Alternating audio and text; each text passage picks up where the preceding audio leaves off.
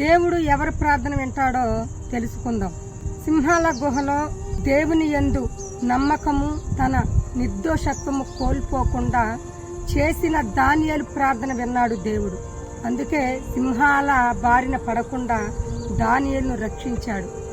అలాగే దేవుని యందు భయము భక్తి కలిగిన వాడైన కొర్నేలు ప్రార్థన విన్నాడు దేవుడు.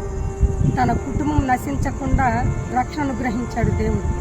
అలాగే ఆకాశం వైపు కన్నులెత్తే ధైర్యము లేకపోయినా నేను పాపిని అని చెప్పి తన పాపాలు ఒప్పుకొని చేసిన సుంకరి ప్రార్థన విన్నాడు దేవుడు. సుంకరిని నీతిమంతుడు అని సాక్ష్యమిస్తున్నాడు దేవుడు. అలాగే వృద్ధుడు నీతిమంతుడు అయిన జక్కర్యా చేసిన ప్రార్థన విన్నాడు దేవుడు. తన వృద్ధాప్యంలో కూడా కుమారుని అనుగ్రహించాడు. అతడే బాప్తీసమిచ్చే యోహాను.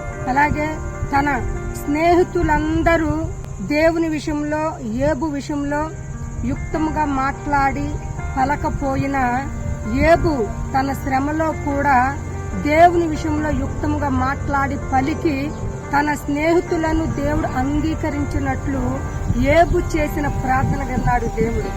అందుకే మరలా యోబుని ఆశీర్వదించాడు రెండంతలుగా. మరి ఇప్పుడు చెప్పండి, దేవుడు ఎవరి ప్రార్థన వింటాడు? నమ్మకము నిర్దోషత్వము కోల్పోకుండా ఉండే ప్రార్థన, అలాగే దేవుని యందు భయము భక్తి కలిగిన వారి ప్రార్థన, పాపాలు ఒప్పుకొని చేసే ప్రార్థన, నీతిమంతుల ప్రార్థన, అలాగే దేవుని విషయంలో యుక్తముగా ఆచితూచి మాట్లాడే వారి ప్రార్థన దేవుడు వింటాడు. ఆమేన్.